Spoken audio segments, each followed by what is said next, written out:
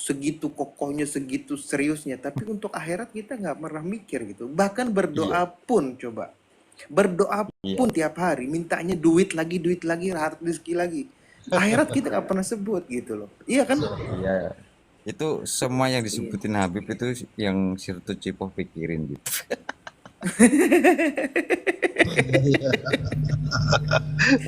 Enggak, ini mohon maaf ya, saya bukan Enggak, maksud Bib. ini, cuman Enggak apa-apa. merenungi aja Santai. gitu.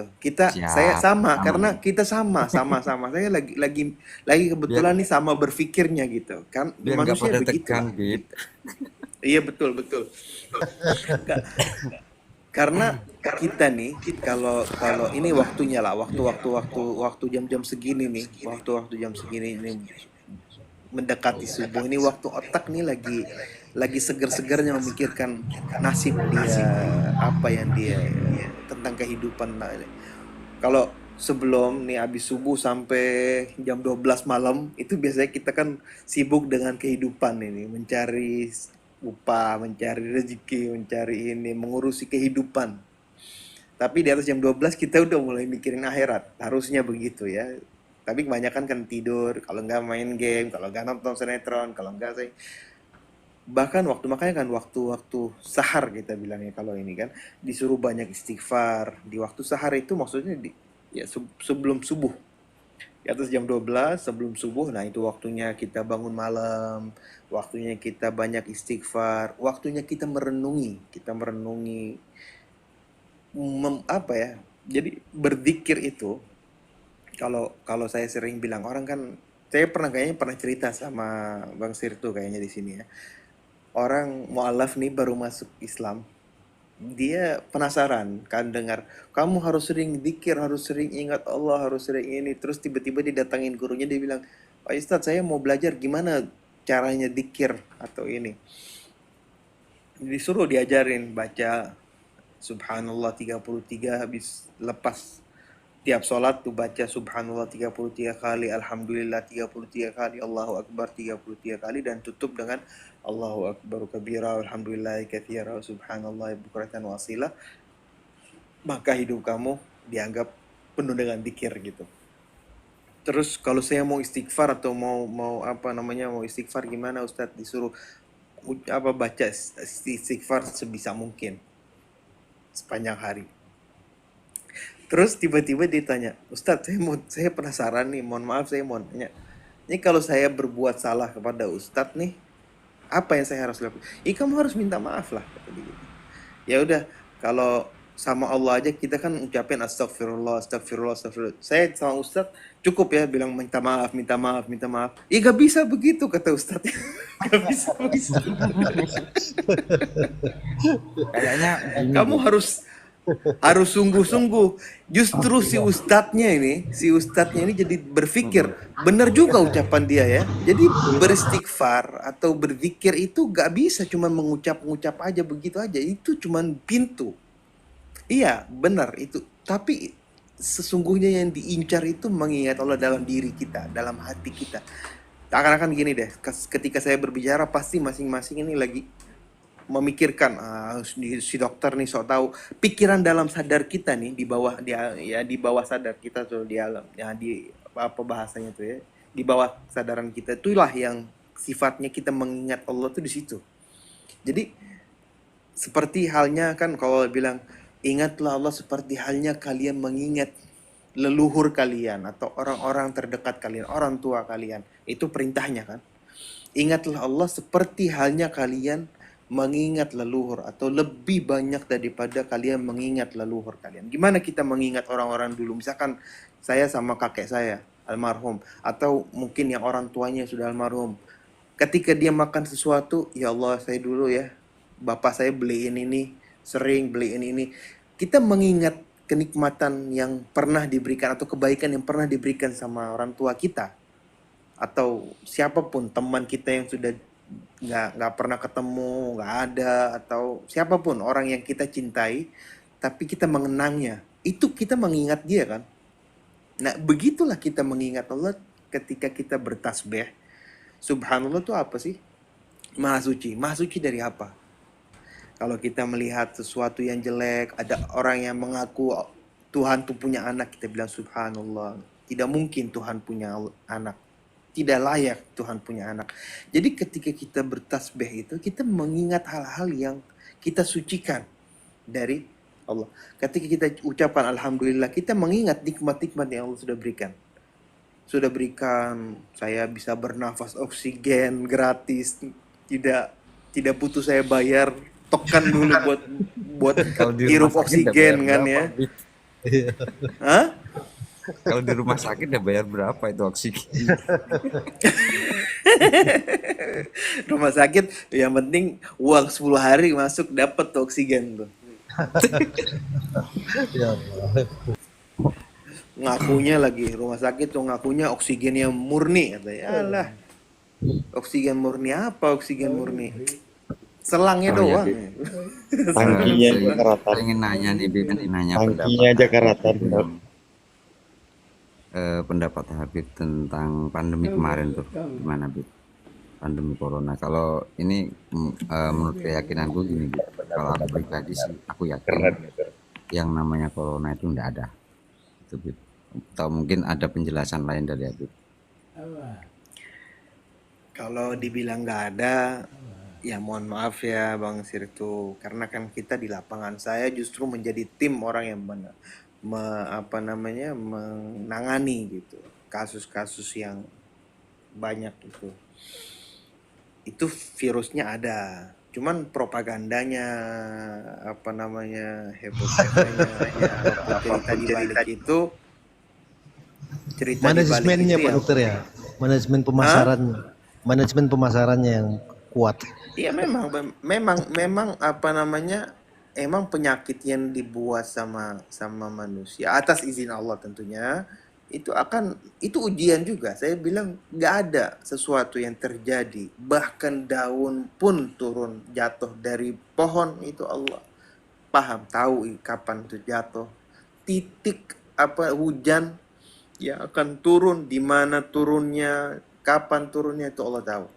Apalagi penyakit gitu yang berkaitan sama kita manusia yang ciptaan Allah paling sempurna, yang dijadikan khalifah di muka bumi ini di atas semuanya makhluk-makhluk yang Allah ciptakan yang lain. Yang begitu kita lihat matahari, bulan, pohon, gunung, langit, semua, laut, semua ciptaan Allah itu begitu sempurna, tapi kita di atas mereka semua. Bahkan mereka itu diciptakan untuk kita, untuk menservis bahasanya, untuk khidmat kepada kita. Tapi kita nggak pernah bersyukur atas nikmat itu ya, atas kemuliaan itulah kita nggak pernah. Makanya memahami betapa Allah mencintai dan sudah memberikan begitu banyak nikmat yang Allah berikan, itu akan menambahkan rasa syukur dalam diri kita dan dengan penuh maknanya. Jadi ketika kita bilang alhamdulillah, itu kita paham kita bicara alhamdulillah untuk apa gitu. Untuk oksigennya lah tadi contohnya ya. Jadi untuk kalau penyakit yang untuk corona itu memang pencetusnya saya yakin 100% itu dibuat sama manusia, atas izin Allah dibuat sama manusia untuk banyak ini. Tapi itu belum jelas. Saya gak punya data yang pasti, saya gak punya dan saya gak mau pusing juga mikirin itu, karena tiap orang yang berbicara tanpa bukti, cuma dengar katanya itu akan ya gimana ya? Kalau kita misalkan mengikuti propaganda itulah ya. Kalau saya bilangnya isu-isu yang beredar lah ya. Itu akan capek gitu. Akan capek. Kalau kita tahu jelas, kita paham sampai titik mana ilmu kita menguasai itu, ya boleh kita berbicara. Kalau saya pribadi hanya mampu menangani, meyakini, membantu, iya. Tapi kalau saya yakin bahwa ini dibikin sama manusia, saya yakin gitu. Itu pasti dicetuskan sama manusia, iya.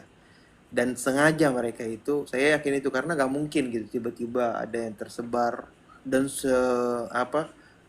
seluas itu gitu. Itu nggak logis gitu. Iya. Izin saya ini Pak Dokter, seperti Silakan. apa yang saya simak penyampaian dari Iya. Baru di bentar aja. Oke, silakan. Gimana? Gimana? Host, Waduh, host, host, Anda host, siap. host. Enggak, Pak Hostnya Dokter. udah sampai Pales Host, panjang. Udah nyampe Pales panjang. Allah. Allah. Ya udah lanjut. Ya Saya udah nyapa tadi dia aja Pak Dokter. udah Bang japri Rudi. aku, Bang titip Iya. Apa room nih? katanya. Apa nih yang Eh, saya tadi ingin kurang menambahkan aja Pak Dokter. siap? Siap, Jadi silakan. memang benar apa yang dikatakan oleh Pak Dokter tadi, ya kan, bahwa itu buatan. Tapi sebenarnya virus ini kan, flu itu sudah ada. Dan kalau ciri-ciri yang saya ketahui kalau flu itu sedang terjadi, ada interaktif tubuh antibodi kita yang bekerja untuk menghadapi itu. Berarti kan dia bersin. Pada saat dia flu itu organ tubuh yang terkait dengan hal itu sedang bekerja. Nah, kaitannya ini kan buatan ya Pak Dokter. Dari hal yang kecil seperti virus flu ini direkayasa oleh sekelompok orang-orang yang punya tujuan tertentu lah ya saya bilang. Jadi saya ingat apa yang dikatakan Dokter mantan Menteri Kesehatan Dr. Siti Fadilah, ya kan? Iya. Beliau berhasil mengatasi bersama rekan-rekan medis dalam H2N1 itu, flu burung, ya kan? Yang sebenarnya ini disasarkan untuk menjadikan wabah di Indonesia. Dengan peristiwa itu, resiko yang terjadi pada beliau memang ada, kita lihat. Saya yakin dan percaya beliau itu begitu keras berjuang untuk menghadapi itu, tapi akibat dari itu kan ada lawan yang dihadapi, sehingga lawan ini kan merasa dia kalah.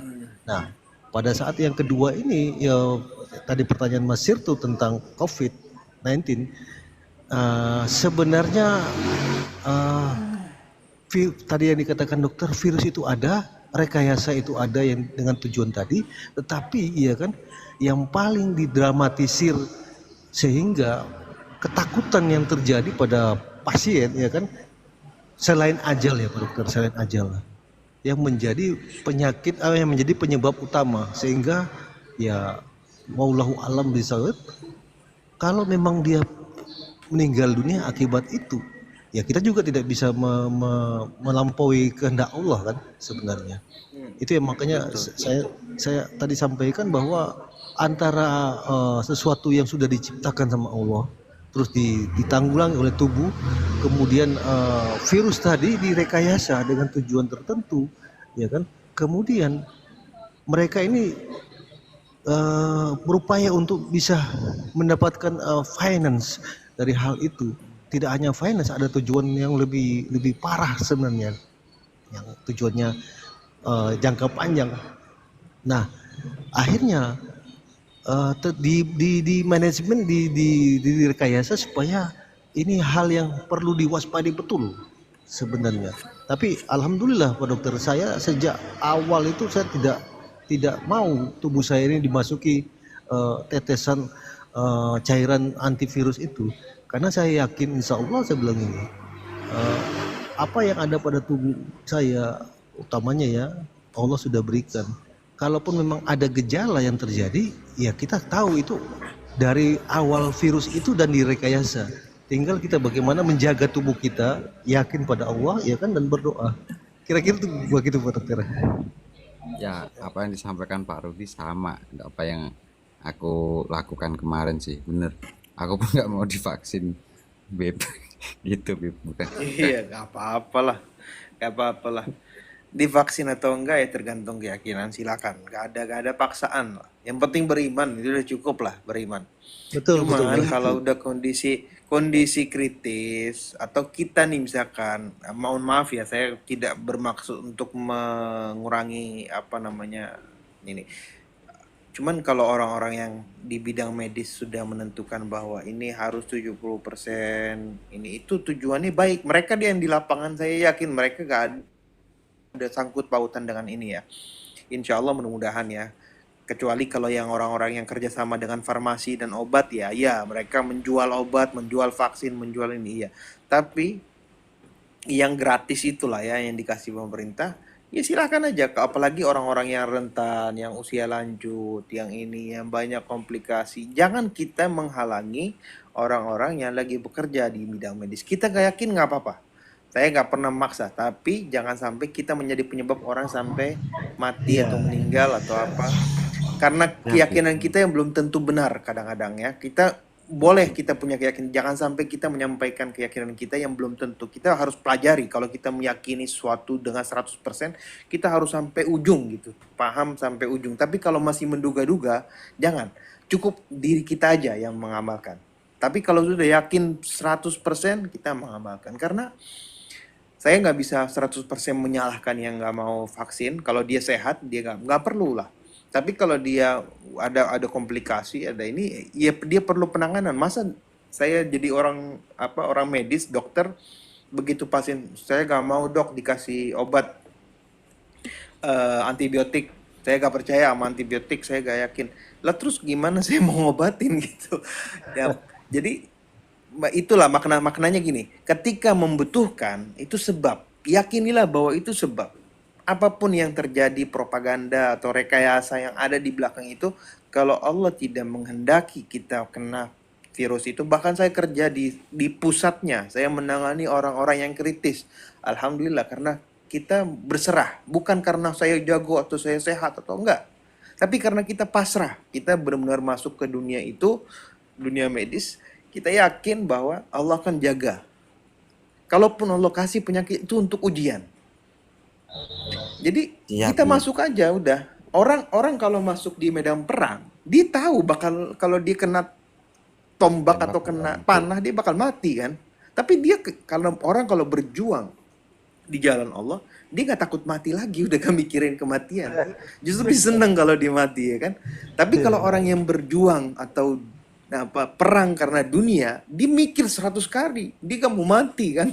Kayak kebanyakan kenapa orang yang berperang itu kalau dia, makanya kenapa orang beriman kayak sekarang saudara-saudara kita yang di Hamas tuh, coba mereka senjata mereka terbatas, mereka dikurung, mereka gak punya makan, mereka bahkan waduh udah 70 tahun gitu, tapi tetap aja mereka mati-matian gitu melawan. Coba tekad apa yang mereka punya itu, itulah keimanan yang mereka punya. Itulah maksudnya mengamalkan iman sejatinya seperti itu. Bukan hanya berbicara, jago berbicara, berpidato, ngomong ini jamaahnya banyak, enggak.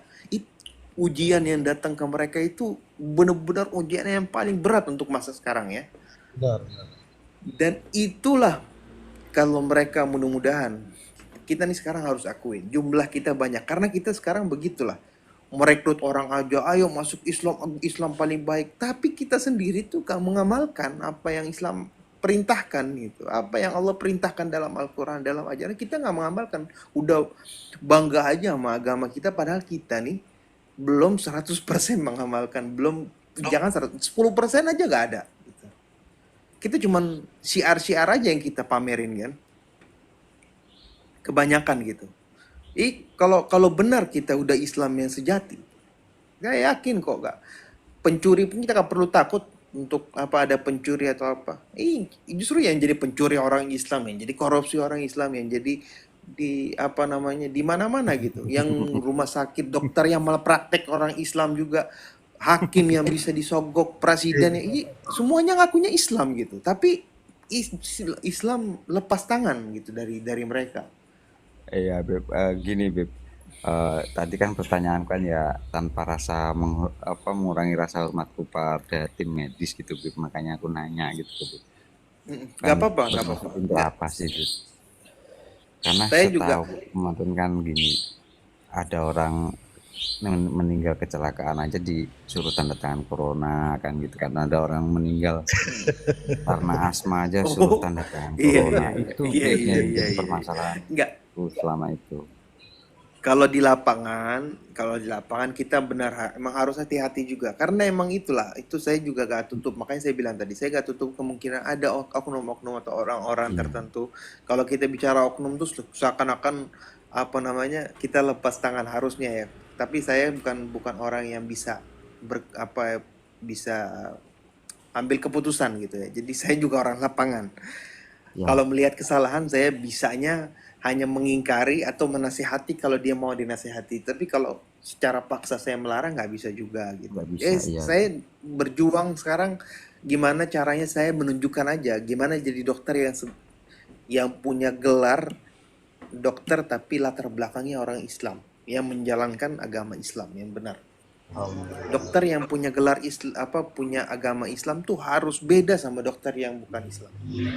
Karena dia Iya. punya latar belakang keyakinan dia yang sangat agung gitu. Hubungan dia perjanjian dia sama Tuhan tuh itu jauh lebih besar dibandingin profesi dia, gelar dia atau apapun. Itu yang harus dia jaga gitu. Tapi di faktanya di lapangan memang begitu. Cuman begini, dari sisi medis saya yakin bahwa ada beberapa yang memanfaatkan lah ya. Kesian kadang-kadang pasien tuh sebenarnya orang lapangan tuh mereka terpaksa juga karena yang mengambil keputusan orang di atas itulah direktur atau inilah mereka-mereka ini yang membuat apa namanya peraturan supaya kita nih di lapangan mau gak mau kita harus begitu. Orang mau masuk rawat inap harus bayar 10 hari. Ini peras banget orang tuh buat dapat penanganan gitu kan, kasihan gitu kan. Cuman kita di lapangan mau bilang apa gitu, kita mau teriak-teriak juga bakal didengar kok. Orang itu udah sistem yang Ya, kalau ada udah yang bilang kita udah udah masuk dikuasai ke sama sistem sistem tuh gitu. repot gitu. Gitu. Udah repot kalau kita urusan dengan sistem. Cuman Dan cuman dikuasai jangan sistem, sampai kadang begini Pak Dokter, mau izin Pak Dokter. Dikuasai sistem juga termasuk orang benar tidak mau maju, ya kan, makanya orang jahat yang akan berkuasa. kadang orang bener tuh bukan gak mau maju, dia takut maju dia terjerumus juga gitu. Karena udah kotor ini.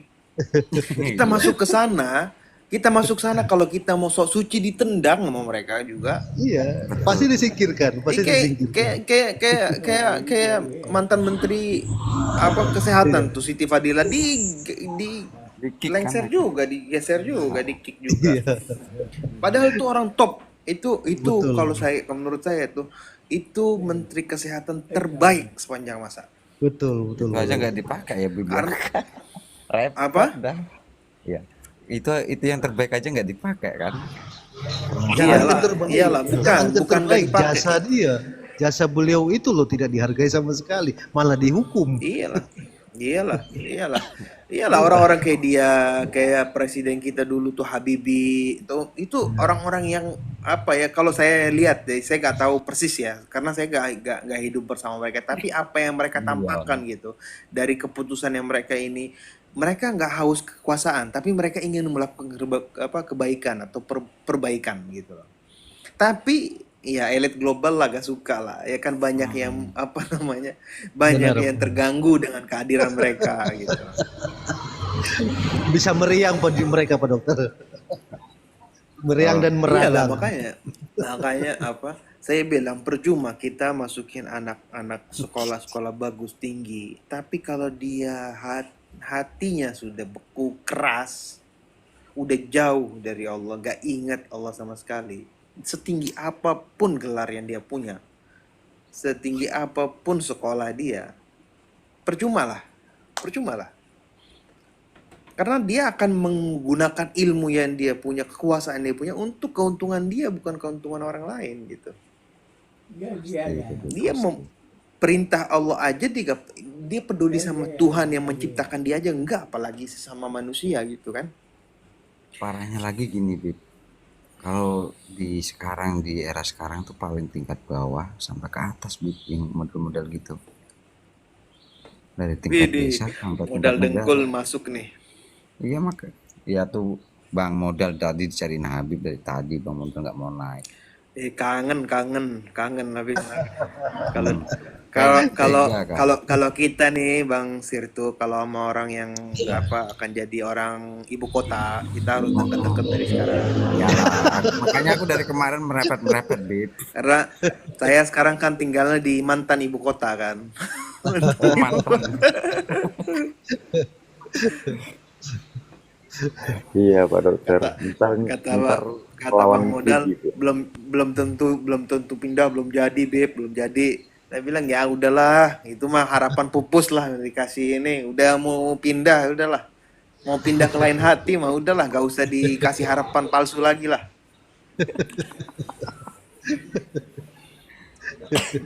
Ya Allah. Tadi Tadi saya modal tuh sambil ketawa-ketawa itu Bib, tahu Bib. tadi saya yang bertanya tadi Pak Dokter bukan maksud apa-apa, realita aja dan eh, perjalanan apa yang saya hadapi kemarin seperti itu. Tapi saya tidak mau mempengaruhi, cuman ya kita sama-sama tahu Pak Dokter memang apa yang disampaikan Pak Dokter itu ya benar. Seperti itulah yang terjadi sebenarnya. Sebenarnya sih gini sih Pak Rudi, mungkin apa yang di kalangan tim medis mungkin juga pernah dirasakan Pak Rudi juga kan waktu di TNI itu kan mungkin ya juga sama sih sebenarnya. Pak Rudi ibaratnya mohon maaf kata nih mau berbuat baik tapi nggak ada yang dukung, nggak ada teman-teman yang lain kan ibaratnya kan. Ya mau nggak mau kan apa yang dilakukan Habib sama Pak Rudi kan ya sama aja kan, takut terjerumus juga kayak gitu kan. Sama sih kayak di instansi tempat Pak Rudi dulu itu sama sih sebenarnya. Mungkin ya hampir-hampir mirip lah mungkin. Mungkin seperti Iya, itu. Kita kan kalau mau berjuang tidak pada satu jalur. Jalur satu ini dihalangi atau terhalang, ya kita cari jalur lain. Masih banyak jalan menuju ke Roma katanya Pak Ustadz ya. iya benar. Itu kata Bang Modal tuh Pak Rudi, Pak Dokter mau tidak mau terjebak dalam sistem hierarki. Nih, mentang-mentang tinggal di calon ibu kota nih ngomongnya begitu dia. Itu baru calon loh Bib, udah ngomong gitu kan Bib. Iya. Belum Ya, biarin lah mereka harus seneng lah. Mereka udah bahagia, udah dapat kabar gembira lah. Mereka mau jadi ada jalan tol, mau bikin perumahan, mau berkembang lah kota mereka. Biarin lah. Iya. lama-lama jadi Justru tukang ya. takur juga nih Bang Modal nih Bang. Iya, iyalah. Nanti dia bakal inilah Sudah tadi. gagal. Ada revisi ya Bang Modal. Mas Modal ada revisi ya. Mulyono. Ada revisi. Naiklah Bang Modal, naiklah. Kangen dengar suaranya kita. Ya Bang Modal curang juga sih. Kita udah jam-jam segini baru naik. Dia lagi klonan sama bini kayaknya nih, nggak mau naik ya. Enggak lagi jaga di ini di sana Pak Dokter. Jangan sampai Oh. dikuasai orang lain. Lagi jagain gitu ya, ibu Pak kota. Rudi ya? Ibu kota. ngecek Jagain calon proyek ibu dulu. kota. Oh gitu. Masuk akal juga sih Pak Rudi. Ini lagi jadi maklar tanah nih di sana nih Bang Modal kayaknya. Maklar gak tuh Bang? Bang Modal. Iya lagi Oh, iya. orang saya mau beli tanah modal dengkul aja dah begitulah bahasanya. Masyaallah. Ini juga aku mohon maaf ya Bib. Tapi- Panjang Pak Rudi juga dan semuanya ini juga sudah setengah 3 ini. Besok kan, Mana, Mas? besok kan jihad juga besok. Kenapa? Ya besok kan jihad untuk keluarga juga kan Bib. Siap. Iya siap sama juga lah. Saya kebetulan Maaf ya, habis Bib. Jumat Gimana besok jadinya masih seger lah ini. Udah lama nggak live kemarin masuk sebentar terus nggak pernah masuk lama. Sampai kangen saya sama Bang Modal nih, Modal dengkul. Kalau Pak Dokter di Kamu nggak mau Jakarta ya naik Pak kan? Dokter ya. Iya lah, di Jakarta lah, kota yang sudah teracuni dengan polusi lah ini.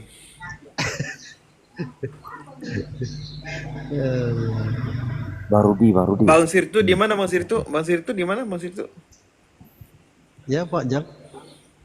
Itu Bang. Ya, Tapi kenapa ya sekarang orang-orang luar itu, bukan orang luar apa? Gak orang Jakarta, bos-bos besar Jakarta itu incarannya tanah-tanah di Natuna kenapa ya? Ada nggak sentilan-sentilunnya itu? Gimana itu? Ya pertama ya berpikir untuk diri sendiri, investasi kan. karena mereka mengetahui RT RW, rencana tata ruang tata lingkungan itu kan di sana, tata wilayah. Itu betul. mau bikin apa dia booking duluan. Iya Tapi memang. kalau kemarin sebelum proyek pembangunan ibu kota itu kita melobi mau Lengkul, mungkin kita bisa jadi juragan tanah di sana ini.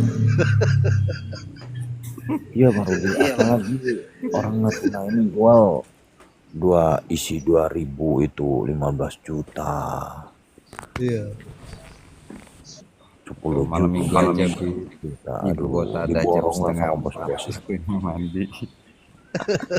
mandi junub ya Bang Dengkul. Mandi Ngeri junub. dah bangun dah. Ya udah aku izin pamit ya Bib. Pak Rudi Siap, Mas Sirtu tinggal di mana Mas Sirtu? di Pati, Jawa Tengah. Oh, Jawa Tengah. Iya, siap, Mm-mm. siap. Lupa soalnya, mohon maaf ya. Lupa. Ya gak apa-apa. Kita Bib. udah dipenuhi dengan penyakit-penyakit nih, otak nih, virus, bakteri dan lain-lain. Jadi sering lupa. Rumtat aja dulu kita ya, udah jam 2.30 ini. Iya. Siap lah.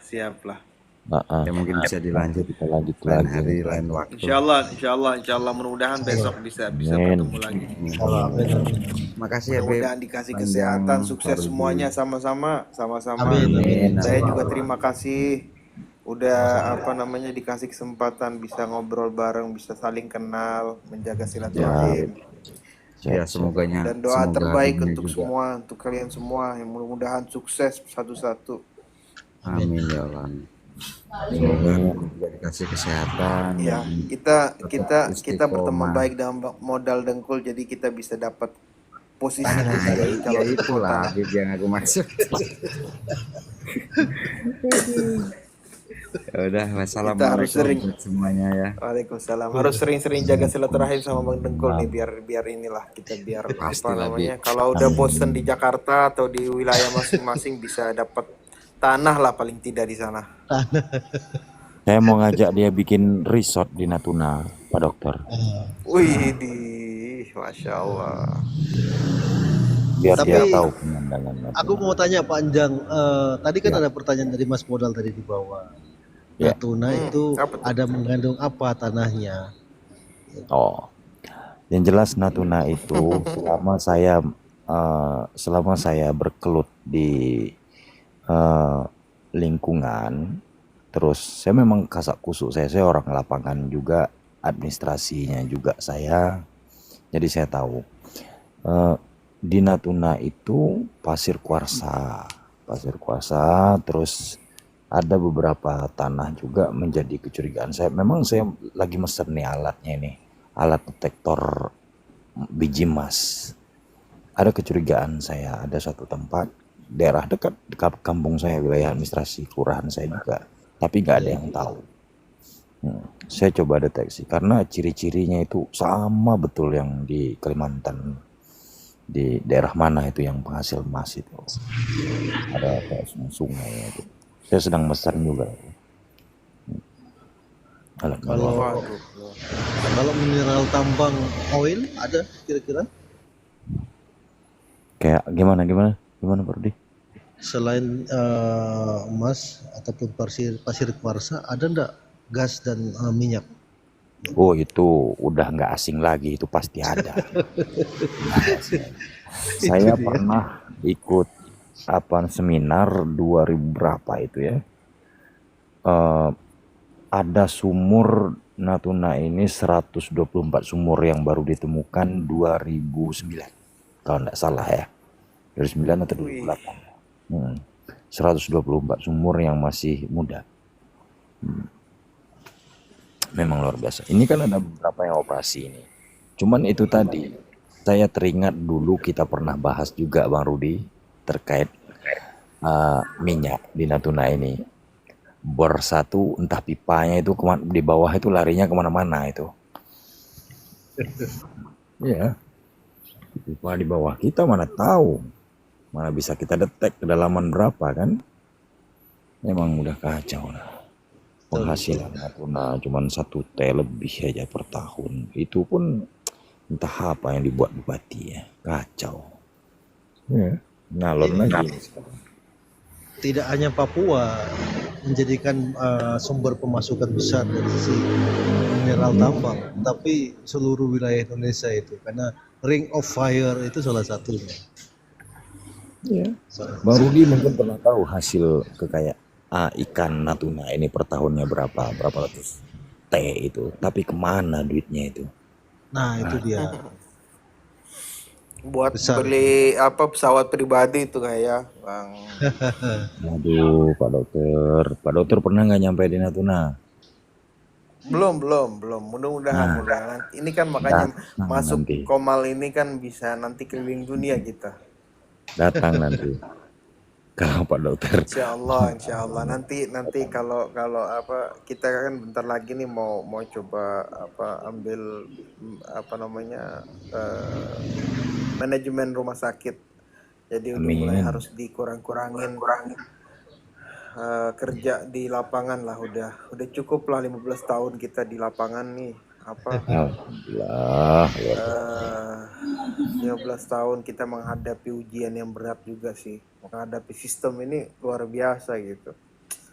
Betul. Memang kalau nggak ada nggak bisa ambil kebijakan tuh repot kita nih diatur sama orang-orang itu, kita nggak berbuat baik terbatas, kita mau nolong orang terbatas. Kalau kita jadi kalau kita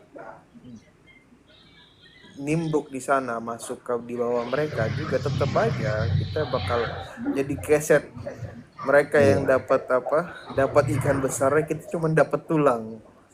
Ya. Udah gitu kita nggak bisa nolong orang lagi ya, kan repot kan. Aduh. Udah tulang, ujungnya tulang lagi. Iya benar, ujungnya lagi bentuk tulang rawannya lagi tuh.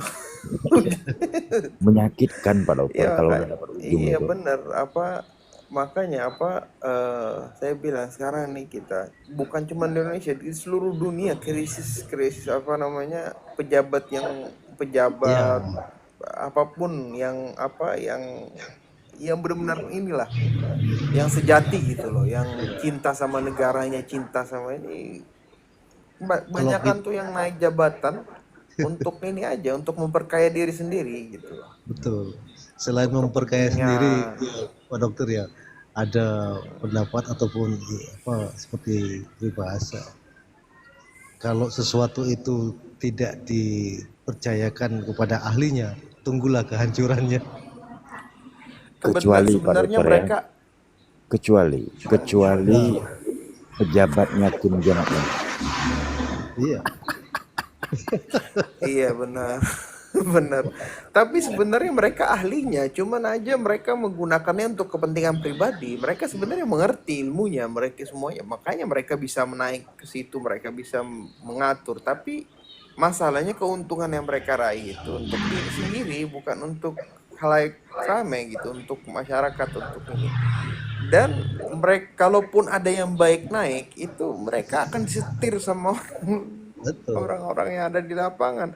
Itu repot gitu, kita mau ngerusak harus dari atas gitu, gak bisa dari bawah tuh, gak akan bisa, gak ada pengaruhnya lah. Kita hanya mengikis aja, kalau dari bawah tuh kita mengikis. Makanya saya bilang ini yang kita lawan nih sebenarnya, yang jadi musuh kita lah, musuh kita orang-orang yang terzalimi nih. Saya bilangnya orang-orang yang kayak kita nih, yang di lapangan bekerja mati-matian untuk mencari ini, untuk mencari sesuap nasi. Mereka seenaknya gitu, mereka dapat hanya duduk di meja, di kursi gitu, mereka bisa mendapat harta yang berlimpah. Sama dengan wayang yang siap dikontrol oleh dalangnya kan Pak Dokter. Iya benar. Ini seluruh dunia, bahkan jangan di Indonesia, di Mekah Madinah aja nih, tanah tersuci untuk orang umat Islam itu dikuasai sama orang-orang yang nggak benar sekarang. Coba bayangin, tanah yang yang tempat kelahiran Nabi, baginda Nabi Muhammad, manusia termulia, tersuci, terindah, tersempurna, paling rahmatan lil alamin, dibikin bioskop, bikin tempat hiburan, bikin gimana coba ini? Orang yang datang ke tempat hiburan sampai katanya berapa berjuta-juta orang, dan itu mereka fasilitasi, mereka kasih ini.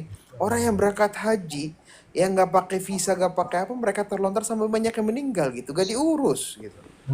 Orang yang datang ziarah ke sana untuk apa, tamu-tamu Allah bahasanya ya, tamu-tamu Allah itu mereka abaikan, sedangkan tamu-tamu setan mereka hormati. Gimana coba? Ini apa, terlepas dari dunia ya, kita sekarang apa, pilar kita kan umat Islam kan apa namanya, kiblat Mekah, Madinah, dan Al-Aqsa kan. Ini tiga-tiganya, bukan cuma Palestina doang, di Mekah, Madinah juga sebenarnya bukan. Coba bayangin, itu Kacau. harusnya sumber uang yang dapat dari orang haji, orang umrah itu dipakainya bukan untuk satu negara, harusnya untuk seluruh umat Islam gitu, di seluruh dunia ini umat Islam. Ini bahkan bukan untuk negara, ini dipakai untuk satu keluarga doang gitu. Nah, nggak benar kan? Iya. Iya, dia sistem kerajaan yang menikmati cuma satu keluarga, anak dan cucunya. Mereka tuh baru lahir aja udah punya harta karun di apa di rekeningnya. Kan konyol gitu. Ya, benar. Iya. Ya mudah-mudahan ya, kita cuma berdoa. Kita nih jadi segelintir orang yang baik. Mudah-mudahan kita nanti di hari kiamat kita bisa apa, ketika kita berhadapan dengan orang-orang itu, kita bisa bilang bahwa kita tetap menjaga diri supaya tidak tercemar dengan kebusukan-kebusukan yang ada sekarang. Karena sekarang gini ya, coba kita perhatiin, sekarang kebaikan aja. Orang ke masjid aja, wah, masya Allah orang baik. Padahal itu hal yang wajar, orang yang rajin sholat, ibadahnya bagus, itu yang dulu tuh orang apa, umum gitu, biasa aja. Justru kalau orang yang melakukan sesuatu yang berlebih dari itu, baru dipuji, baru dapat pujian gitu. Wah, ini dia orangnya hebat, jihadnya nggak ini. Sekarang kita orang melakukan kebaikan yang sedikit aja dipuji, karena jarang banget orang yang mau ngelakuin itu. Karena kebanyakan orang hanya berkata aja yang bagus gitu, ucapannya bagus, pidatonya pinter, tapi amalnya gak ada gitu. Itu yang kita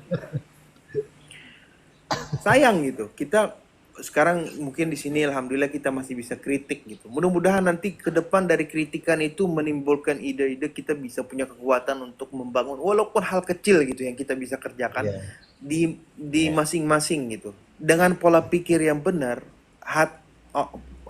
pikiran yang bersih, hati yang bersih, itu bisa outputnya tuh bisa baik gitu. Kalau dua ini rusak, ya outputnya sepintar apapun kita, outputnya pasti jelek gitu. Ya, siap ya, selamat malam. Udah jam 3. Maaf tadi udah mau nutup jadinya, jadi ngebahas lagi ini. Oke, ayo kita rungkat dulu. Siap. Rungkat ya. Terima kasih ya Sehat semuanya masing-masing, biar sehat semuanya. Apalagi Bang Lawyer nih, Bang Rudi. Harus jaga kesehatan biar gak ngantuk di ruang sidang nanti, Bang Rudi. Siap. Terima kasih. Nanti